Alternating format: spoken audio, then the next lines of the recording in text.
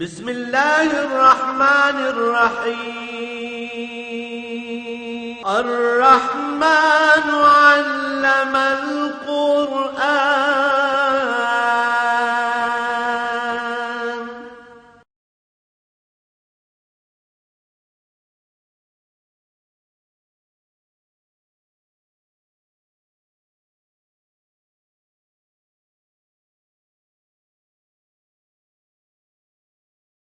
الحمد لله رب العالمين والصلاة والسلام على حبيبه محمد وآله وصحبه أجمعين. أعوذ بالله من الشيطان الرجيم. بسم الله الرحمن الرحيم. ثم آتينا موسى الكتاب تماما على الذي أحسن تفصيلا لكل شيء وهدى ورحمة لعلهم بلقاء ربهم يؤمنون. وهذا كتاب أنزلناه مبارك فاتبعوه واتقوا لعلكم ترحمون. أن تقولوا إنما أنزل الكتاب على طائفتين من قبلنا وإن كنا عن دراستهم لغافلين. أو تقولوا لو أن أنزل علينا الكتاب لكنا أهدى منهم. فقد جاءكم بينة من ربكم وهدى ورحمة فمن أظلم ممن كذب بآيات الله وصدف عنها.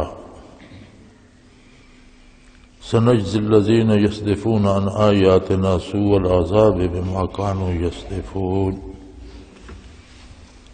اللهم سبحانك لا علم لنا إلا ما علمتنا إنك أنت العليم الحكيم.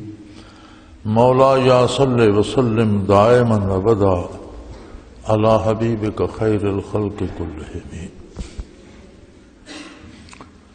فرمایا پھر ہم نے موسیٰ علیہ السلام کو کتاب دی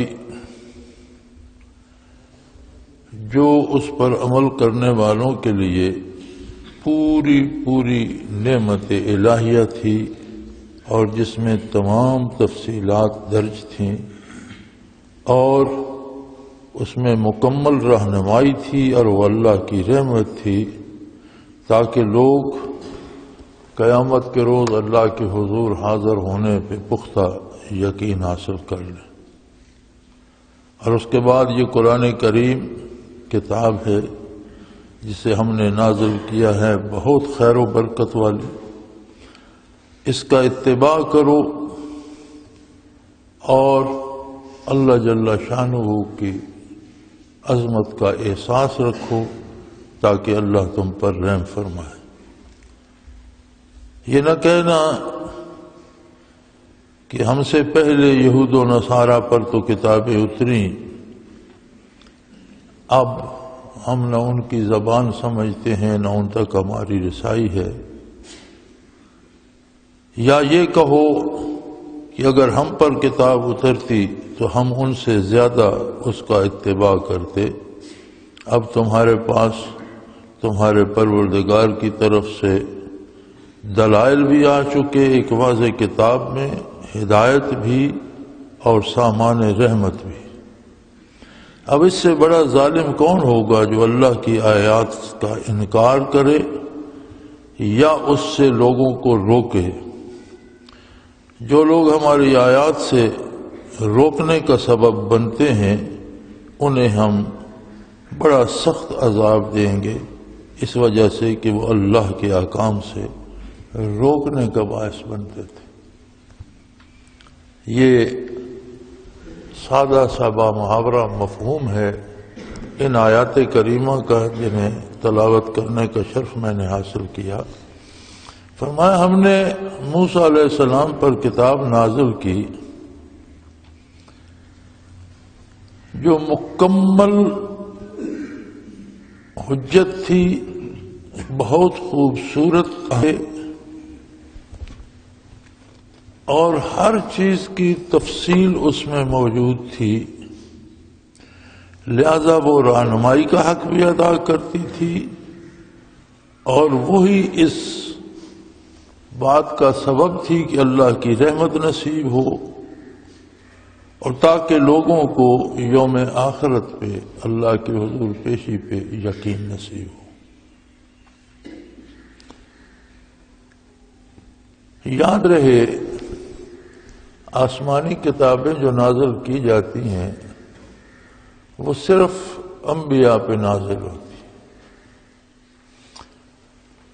اللہ کے ہر نبی میں 3 خصوصیات ہوتی ہیں۔ کلام الہی کو سننے یا وصول کرنے کے لیے ایک خاص درجہ پاکیزگی کا شرط ہے۔ طہارت، نفاست اور پاکیزگی کا ایک بہت انتہائی اعلی مقام جو انسان ہوتے ہوئے فرشتوں سے برتر ہو، وہ انبیاء کو نصیب ہوتا ہے۔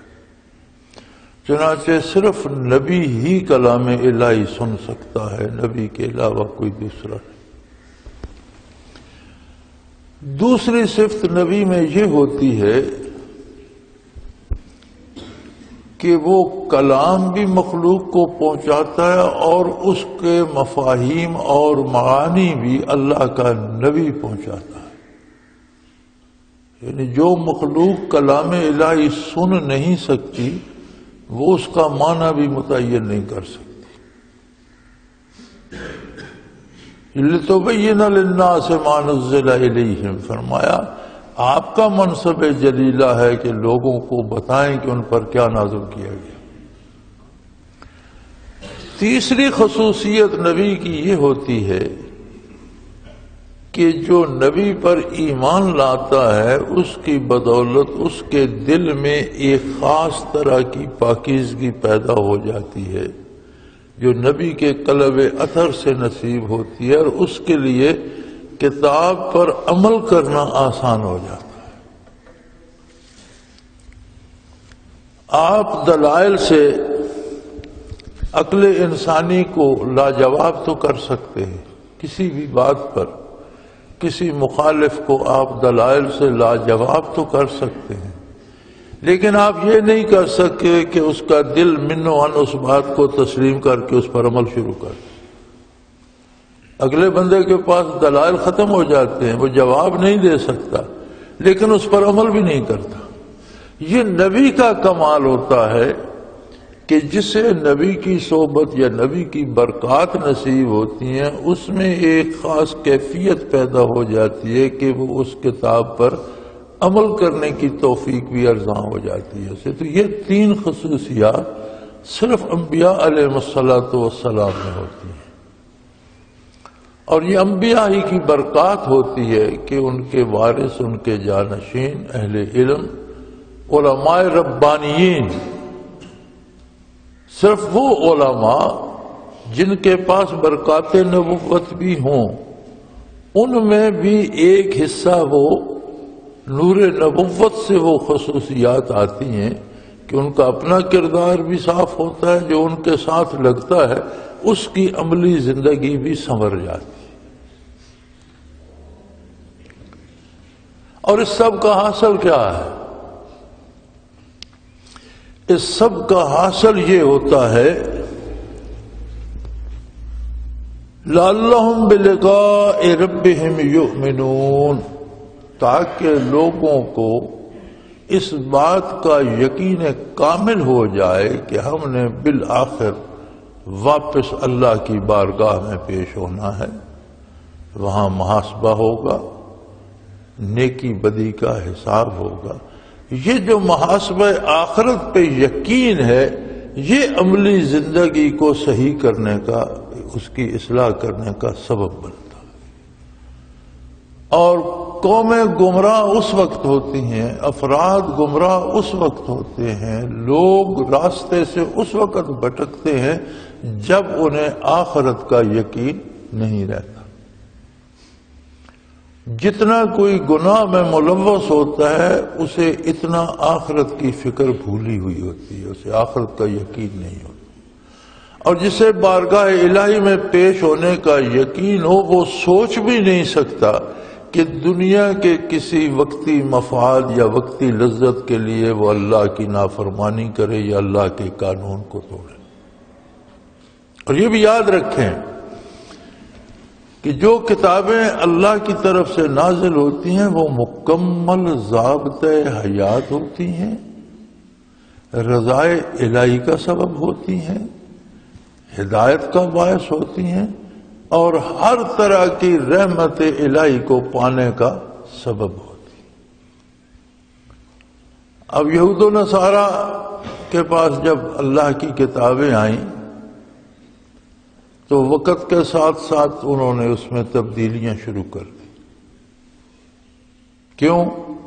وہ آخرت کا یقین نہیں رہا تھا، احکام الہی کو تبدیل کر کے اپنی خواہشات کے مطابق ڈھالنا شروع کر دیا۔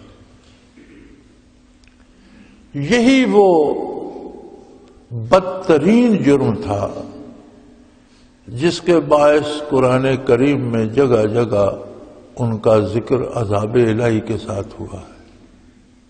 قوموں کی قومیں تباہ ہوئیں، ان کی شکلیں مسخ ہوئیں، بندر اور خنزیر بن کر مرے، بستیاں ہلاک ہوئیں، اور ان پر ظالم اور جابر حکمران مسلط کیے گئے، انہوں نے ان کے لاکھوں افراد قتل کیے، لاکھوں کو غلام بنایا۔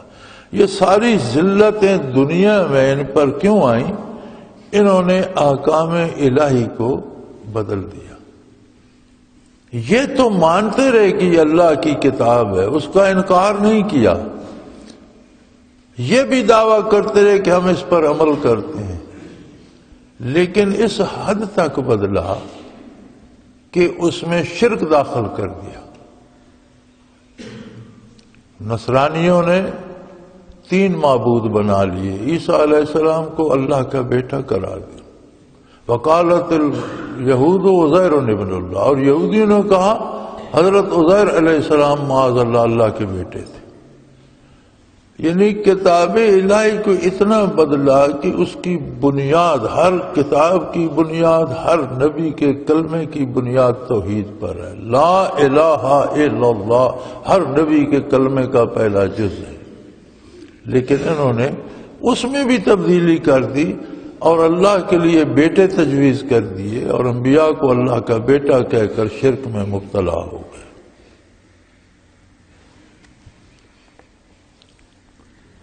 ورنہ آسمانی کتابوں میں الذی احسن تفصیلا، بہت خوبصورت تفصیلات ہوتی ہیں، تمام امور دنیا کے بارے دلائل کے ساتھ تمام تفصیلات ہوتی ہیں، اور خدا آسمانی کتابیں ہدایت کا سبب ہوتی ہیں۔ ہدایت کہتے ہیں کسی بھی کام کے کرنے کے صحیح طریقے کو۔ عرف عام میں تو ہدایت نیکی یا صحیح العقیدہ کے معنی میں آتی ہے نا، لیکن حقیقتاً ہدایت کا معنی ہوتا ہے کوئی بھی کام، آپ روزی کماتے ہیں، آپ پیسہ خرچ کرتے ہیں، آپ لباس بناتے ہیں، آپ گھر بناتے ہیں، آپ معاملات کرتے ہیں، آپ دوسروں سے لین دین کرتے ہیں، کسی سے صلح کرتے ہیں، کہیں جنگ ہوتی ہے، زندگی کے سارے معاملات، سونے جاگنے تک، عبادات سے لے کر معاملات تک، ہر کام کے کرنے کا جو صحیح طریقہ ہے وہ ہدایت کہلائے گا۔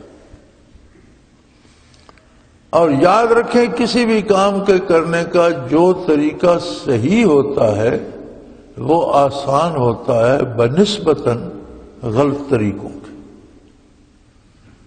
تو لہذا دین آسمانی جو ہوتا ہے اس میں زندگی گزارنے کے آسان ترین طریقے دیے جاتے ہیں جو مشکلات سے بچاتے ہیں، پھر وہ رحمت الہی کا سبب بنتا ہے۔ رحمت الہی دنیا میں یہ ہوتی ہے کہ اس کی کام میں برکت ہوتی ہے، اس کے وقت میں برکت ہوتی ہے، اسے تعلق مع اللہ نصیب ہوتا ہے، اور آخرت میں رحمت الہی یہ ہوگی کہ اسے نجات نصیب ہوگی اور اللہ کا قرب نصیب ہوگا۔ اور یہ ساری رحمت، یہ ساری ہدایت ایک بات پہ آ کے پرکھی جا سکتی ہے کہ اسے آخرت کا کتنا یقین ہے۔ کہنے کو تو ہم سب کہتے ہیں ہم قیامت پر ایمان رکھتے ہیں، لیکن جب ہم دوسرے کا مال ناجائز طریقے سے لے لیتے ہیں تو کیا ہمیں یقین ہوتا ہے کہ یہ مال جو ہے یہ میرے لیے عذاب کا سبب بن جائے گا؟ اگر یقین ہو تو کیوں لے؟ کوئی رشوت لیتا ہے، کسی کی عزت پہ ڈاکہ ڈالتا ہے، کسی کا حق مارتا ہے، تو یاد رکھیں اس کا بنیادی سبب یہ ہوتا ہے کہ اسے قیامت کے انصاف پہ یقین نہیں رہتا۔ ایک بات سنی سنائی ذہن میں رکھنا اور بات ہے، اور اس پہ یقین کر کے عمل کرنا اور بات۔ خطا کا ہو جانا ممکن ہے۔ آپ صلی اللہ علیہ وسلم کے عہد بابرکات میں بعض صحابہ میں سے بعض افراد سے غلطی ہوئی۔ غلطی کا ہونا تو ممکن ہے، لیکن ان کا یقین آخرت کس درجے کا تھا؟ انہیں پتا تھا کہ اس جرم کی سزا سنگسار ہے، یعنی پتھر مار مار کر اسے قتل کر دیا جائے۔ اس کے باوجود وہ جا کر بارگاہ رسالت میں پیش ہو گئے، کسی نے ان پر مقدمہ نہیں کیا۔ اس آخرت کے یقین نے انہیں مجبور کر دیا کہ اقبال جرم کی اور عرض کی کہ ہم پر دنیا کی سزا جاری کی جائے تاکہ قیامت کے روز ہم نہ پکڑے جائیں۔ غلطی کا ہو جانا تو ممکن ہے، لیکن آخرت کا یقین فوراً رجوع الی اللہ اور توبہ پہ مجبور کر دیتا ہے۔ سو فرمایا خیر یہ کتابیں تو پہلی قوموں پہ نازل ہوئی، موسیٰ علیہ السلام پہ نازل ہوئی، عیسیٰ علیہ السلام پہ نازل ہوئی، تو تم لوگ کہہ سکتے ہو، جو مخاطب ہو محمد الرسول اللہ کے، تم لوگ کہہ سکتے ہو کہ جی ہمارے زمانے میں تو کتابیں آئی نہیں، پھر ان کی زبان بہت قدیم تھی، ان قبیلوں کی اور ان قوموں کی زبان تھی جس کا آج کوئی عطا پتہ نہیں چلتا۔ پھر یہ بھی کہہ سکتے ہو کہ یہود و نصارہ میں اس میں بہت تبدیلیاں کر دیں، اصل کتاب تو ہم تک پہنچی نہیں، جو حقیقی کتاب ان پر نازل ہوئی تھی وہ تو ہم تک پہنچی نہیں، انہوں نے اس کو یہی بدلا کے رکھ دیا۔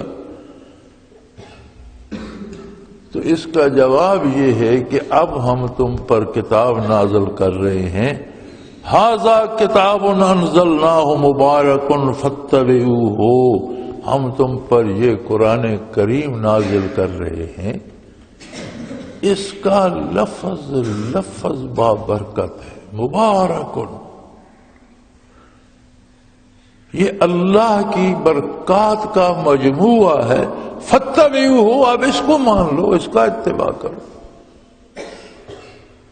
یعنی تم یہ تو سوچ سکتے ہو کہ کاش ہم پہ کتابیں نازل ہوتی، پہلی قوموں پہ نازل ہوئیں، ان کی زبان میں نازل ہوئیں، پھر وہ اصل نسخہ آج دستیاب نہیں ہے، ان قوموں نے ان کے احکام بدل دیے، ان کے معنی بدل دیے، مفاہیم بدل دیے، مسخ کر دیں اور بے شمار تبدیلیاں کر دیں، اصل کتاب تو ہم تک پہنچی ہی نہیں۔ تو فرمایا وَھَذَا کتاب، اب یہ ہے کتاب۔ اس کتاب کی حیثیت یہ ہے کہ تمام پہلی کتابوں پر یہ ایمان تو رہے گا کہ وہ اللہ کی نازل کردہ تھیں، حق تھیں، لیکن اب ان کی ضرورت باقی نہیں، ان پر عمل نہیں ہوگا۔ اب عمل ہوگا اس کتاب پر جو محمد الرسول اللہ صلی اللہ علیہ وسلم پر نازل کی گئی، اور یہ کتاب ایسی انزلناہ مبارک، ہم نے اسے برکات سے بھرپور نازل فرمایا۔ اس کے ایک ایک حکم میں برکت ہے، اس کے ایک ایک عقیدے میں برکت ہے، ایک ایک عمل میں برکت ہے، ایک ایک لفظ میں برکت ہے، یہ مجموعہ برکات الہی ہے۔ فاتبعوہ، اب اس کا اتباع کر لو، اس کو مان لو، اس کی پیروی کرو۔ واتقوا، اس کی پیروی سے تمہیں تقوی نصیب ہوگا. اس کی پیروی کرو کہ تم متقی بن جاؤ. لعلکم ترحمون، تاکہ اللہ تم پر رحم فرمائے. تقوی ایک کیفیت کا نام ہے. کسی بھی زبان کا ترجمہ جب دوسری زبان میں کیا جائے تو اس کا جو مافِ ضمیر ہے یا جو کہنے والا کہنا چاہتا ہے اسے ہو بہو ترجمے میں منتقل کرنا ممکن نہیں ہوتا. اس کا اصل مزہ اسی زبان میں ہوتا ہے جس زبان میں وہ بات ہوئی ہے.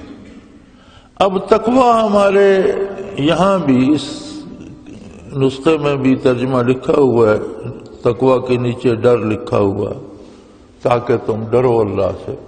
مفہوم تو ایک حد تک مقصد تو پورا ہو جاتا ہے، لیکن حقیقی مفہوم ادا نہیں ہوتا. کون سا ڈر؟ ڈر چور کا بھی ہوتا ہے، ڈر دشمن کا بھی ہوتا ہے، ڈر کسی درندے کا بھی ہو سکتا ہے، کسی موذی جانور کا بھی ہو سکتا ہے، پیسے کے نقصان کا بھی ڈر ہوتا ہے، بے عزتی ہو جانے کا ڈر ہوتا ہے. کون سا ڈر مراد ہے؟ تقوی سے مراد ایک خاص ڈر ہے. جیسے آپ کا کسی بندے سے اتنا قریبی تعلق ہو کہ آپ کام کرتے وقت یہ سوچیں کہ بھئی اس سے مشورہ کیے بغیر تو میں یہ کام نہیں کروں گا. ایسا نہ ہو کہ وہ خفا ہو جائے. یہ روزانہ الیکشن ہوتے ہیں تو ووٹوں میں اس کا بڑا تجربہ ہوتا ہے. ووٹ مانگنے والے آتے ہیں تو دینے والا کہتا ہے بھئی فلاں سے پوچھیں گے یا آپ میرے فلاں بزرگ یا دوست سے بات کرو، اگر وہ مان گیا تو میں بھی آپ کے ساتھ، وہ نہ مانے تو میں آپ کی بات نہیں مانوں گا کہ اس کی ناراضگی برداشت نہیں. یہ رشتہ اگر اللہ سے بن جائے، بندہ بات کرتے وقت بھی سوچے کہ منہ سے کیا نکال رہا ہوں، اس سے اللہ خفا تو نہیں ہوں گے. کام کرتے وقت بھی سوچے کہ میں کیا کرنے لگا ہوں، اس سے اللہ کریم خفا تو نہیں ہو جائے. یہ رشتہ اللہ سے بن جائے تو اسے تقوی کہتے ہیں. اس رشتے میں بال آنے کا ڈر، اللہ کریم کی ناپسندیدگی کا ڈر، اگر یہ نعمت نصیب ہو جائے تو اسے قرآن تقوی کہتا ہے.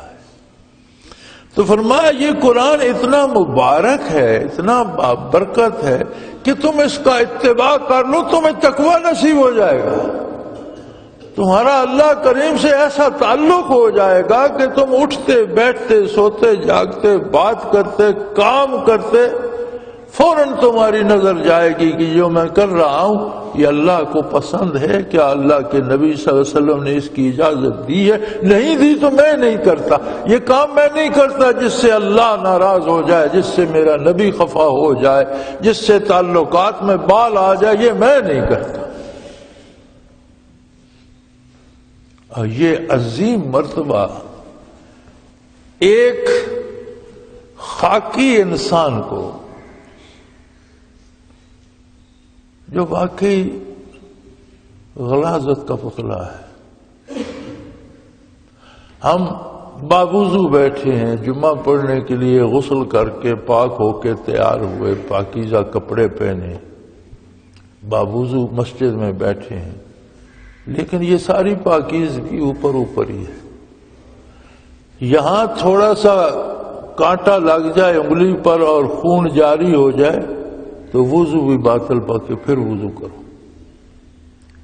یار یہ سارا بدن، ساری کھال اسی خون سے نہیں بھری ہوئی، سارا جگر، سارا دل، سارے گردے کیا اسی خون سے نہیں بھرے ہوئے؟ کیا ہمارا پیٹ سارے کا سارا غلاظت سے نہیں بھرا ہوا؟ تو کتنے پاک ہیں. ایک ہم نے اوپر کا جو کور ہے، اوپر کا جو لفافہ ہے، اسے ہم نے صاف سوف کر لیا ہے. ہم کس قابل ہیں؟ ہماری اگر یہ حقیقت جو میں بیان کر رہا ہوں یہ حقیقت سامنے آ جائے تو ہم سے تو کوئی بندہ بھی بات کرنے کو تیار نہ ہو. اگر کسی کے جسم پہ 2 پھوڑے ہو جائیں، 2 زخم خراب ہو جائیں، بدبو آنی شروع ہو جائے تو لوگ پاس نہیں بیٹھنے دیتے۔ تو یہ ساری بدبو، ساری غلاظت اس کھال کے اندر اللہ کریم نے ڈھانک، ایسی ایک ہستی کو جس کی کوئی حیثیت ہی نہیں، جو سراسر غلاظت سے بھرا ہوا ہے، اسے کہتا ہے تو میرے قرآن پر عمل کر لے، میں تجھے متقی بنا دوں، میں تیرے ساتھ دوستی کر لوں گا، میں تیرے ساتھ ایسا رشتہ استوار کر لوں گا کہ تیرا اٹھنا بیٹھنا سونا جاگنا میری پسند کا ہو جائے۔ اب اس سے بڑی کسی نعمت کا تصور کیا جا سکتا؟ ہر بندہ اپنے آپ کو بڑا معزز، بڑا متبرک، بڑا سفید پوش سمجھتا ہے، لیکن ہر بندے کی حیثیت تو یہی ہے جو میں نے عرض کی۔ پیر صاحب کا بھی یہی حال ہے، مریدوں کا بھی یہی حال ہے، عام آدمی کا بھی یہی حال ہے، وزیروں اور وزیر اعظم اور صدر کا بھی یہی حال ہے۔ بندہ کیا ہے؟ غلاظت کی ایک پوٹ ہے، لیکن فرمایا قرآن ایسی مبارک شے ہے، فَاتَّبِعُوهُ، اس کا اتباع کر لو، وَاتَّقُوا، اور اس کا اتباع کرو اور متقی بن جاؤ۔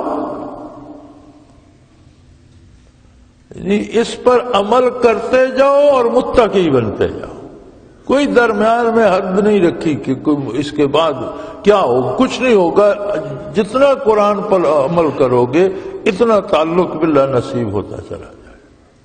اور یہ سارے ہیلے حوالے، واعظ و نصیحت، ذکر اذکار، مراقبات، نمازیں، روزے، نوافل، عبادات، حج، زکوٰۃ، یہ سارے ہیلے اس لیے کیے جاتے ہیں کہ مجھے اللہ سے وہ تعلق نصیب ہو جائے، سب کا حاصل تقویٰ۔ لہذا ایک بات یاد رکھ لیں، کوئی شخص اس غلط فہمی میں نہ رہے کہ میرے اتنے مراقبات ہیں، میں نے شریعت پر عمل نہیں کیا تو خیر ہے، نہیں، مراقبات ثمر ہیں شریعت پر عمل کرنے کا، پھل چوٹی پر ہوتا ہے۔ اگر زمین سے جڑیں کاٹ دی جائیں تو پھل تو کیا گرنا ہے، درخت ہی گر جاتا ہے، سوکھ جاتا ہے۔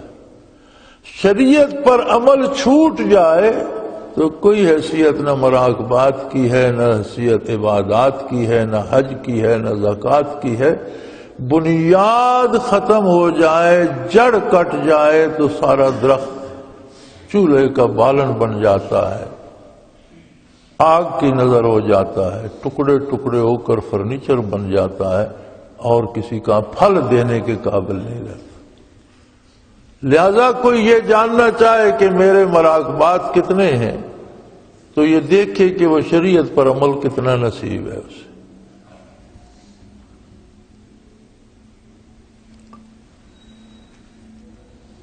ھذا کتاب، یہ کتاب ہے، لو میں نے کتاب نازل کر دی، ایسی کتاب نازل کر دی جس کے بعد کوئی کتاب نہیں آئے گی اور جس سے پہلی کتابوں پر عمل کرنے کی ضرورت نہیں۔ مستغنی کر دیا جس نے ساری کتابوں سے۔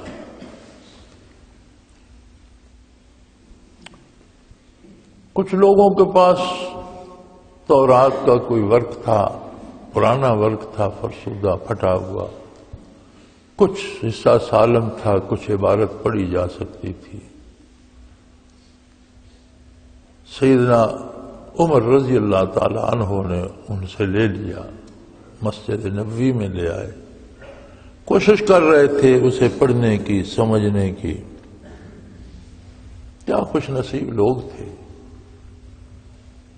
کہ آفتاب نبوت حجرہ مبارک سے طلوع ہوا، حضور نے مسجد میں قدم مبارک رکھا، دیکھا اور آپ نے پوچھا یہ کیا ہے؟ یا رسول اللہ تورات کا ورق ہے، قدیم ہے، پرانا ہے، لگتا ہے اصلی ہوگا، ہم اسے سمجھنے کی کوشش کر رہے ہیں تو رخ انور متغیر ہو گیا۔ آپ صلی اللہ علیہ وسلم جب خفا ہوتے تھے تو رخ انور پہ لالی آ جاتی تھی، رخ انور کا رنگ بدل جاتا تھا، ناپسندیدگی ظاہر ہوتی، چہرہ انور متغیر ہو گیا، اور آپ نے فرمایا آج اگر موسیٰ اس دنیا میں دنیاوی زندگی کے ساتھ موجود ہوتے تو میرے اتباع کے علاوہ انہیں بھی چارہ نہ ہوتا۔ تم کہاں تورات پڑھنے چلے ہو؟ لو کان موسیٰ حیا لما وسعہ الا اتباعی، او کما قال رسول اللہ صلی اللہ علیہ وسلم۔ آج خود موسیٰ علیہ السلام جن پر یہ کتاب نازل ہوئی، جنہیں کلیم اللہ کا درجہ حاصل ہے، وَكَلَّمَهُ رَبُّهُ تَكْلِيمًا، جن سے خود اللہ خطاب فرماتا تھا، روبرو بات کرتا تھا، آج اگر وہ بھی طور پر جا کر پوچھتے کہ یا اللہ میں کیا کروں، تو جواب ملتا جو محمد الرسول اللہ کہتے ہیں وہ کرو۔ آج تورات کو پڑھنے سمجھنے کی ضرورت نہیں، اس پر ایمان رکھو کہ وہ اللہ کی کتاب تھی۔ آج سمجھنے کے لیے ھذا کتاب، یہ کتاب ہے، اسے سمجھنے کی کوشش کرو، فاتبعوہ، اور اس کا اتباع کرو۔ اتباع سے کیا ہوگا؟ میرے مولا فرمایا فاتبعوہ واتقوا، اس کا اتباع کرتے جاؤ اور متقی بنتے جاؤ، ولی اللہ ہوتے جاؤ، قرب الہی پاتے جاؤ۔ لعلکم ترحمون، تاکہ تم پر رحم کیا جائے، اللہ کریم تم پر رحم فرمائے، تم پر رحمت نازل ہوں۔ ان تقولوا انما انزل الكتاب على طائفتين من قبلنا وان كنا عن دراستهم لغافلين۔ اب یہ نہ کہنا کہ ہم سے پہلے یہود و نصارہ پہ کتابیں اتری، ہم تو انہیں سمجھ بھی نہیں پائے، ہم تک تو صحیح کتابیں بھی نہیں پہنچی، انہوں نے اس میں تغیر و تبدل کر دیا، حقائق بدل دیے، کیا سے کیا بنا دیا، تو ہم کیا کرتے، کس پر عمل کرتے، ہم تک تو صحیح کتابیں بھی نہیں پہنچی۔ یا یہ کہنے لگ جاؤ اگر ہم پر کتاب نازل ہوتی تو ہم ان سے زیادہ اس پر عمل کر کے دکھاتے۔ فرمایا فقد جاءکم بینۃ من ربکم وہدی ورحمہ، آج تمہارے پاس روشن دلائل، ہدایت اور مجسم رحمت اللہ کی کتاب موجود ہے۔ اب یہ بتاؤ اس سے بڑا ظالم کون ہوگا جو اللہ کی کتاب کا انکار کرے، کلام الہی کو ماننے سے انکار کر دے، یا پھر اس سے لوگوں کو روکے، اس پر عمل نہ کرنے دے، اپنی رائے اپنی آراء پر عمل کرائے۔ فرمایا کوئی دوری کی بات نہیں، سنجزی الذین یصدفون عن آیاتنا سوء العذاب بما کانوا یصدفون، ہم ان قریب ان لوگوں کو سخت عذاب دیں گے جو ہماری کتاب کا انکار کرتے ہیں یا اس کی راہ میں رکاوٹ بنتے ہیں۔ الحمدللہ اللہ نے قرآن نازل فرمایا، اس سے ایک بات تو یہ واضح ہو گئی کہ اب قیامت تک یہی کتاب لوگوں نے ماننی ہے، یہ وعدہ کوئی نہیں کہ پھر کوئی کتاب نازل ہوگی۔ تو ختم نبوت بلکہ کمال نبوت مکمل ہو گئی، تکمیل نبوت ہو گئی، یہ ثابت ہو گیا کوئی نبی نیا نہیں آئے گا، کوئی نئی کتاب نہیں آئے گی، اسی کتاب کو ماننا۔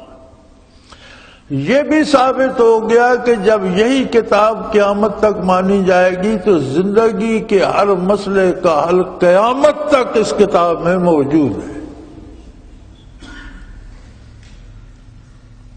تیسری بات یہ بھی ثابت ہو گئی کہ کوئی اس کتاب کا انکار کرے تو اللہ کے عذاب کا مستحق ہے، انکار نہ کرے، کہے میں قرآن کو مانتا ہوں لیکن تم قرآن کی بات نہ مانو، میری بات مانو، فرمایا یہ ہے اس میں رکاوٹ ڈالنے، صدف عنہا، یہ قرآن سے روکنے والے لوگ ہیں۔ فرمایا میں ان سے نبٹ لوں گا، میں ان پر اپنا شدید عذاب نازل کروں گا۔ آئیے ہم اپنا حال دیکھیں، ہم قرآن حکیم کو کتنا مانتے ہیں؟ اپنے ملک کو ہی لے لیجئے، کتنے قوانین ہیں جو قرآن کے مطابق ہیں؟ یار کمال کی بات نہیں، چند جعلی ڈگریوں والے جھوٹے بد اخلاق لوگ جمع ہو جاتے ہیں اور پھر کہتے ہیں یہ اسمبلی ہے، یہ قومی اسمبلی ہے۔ یہ کیا قومی اسمبلی ہے؟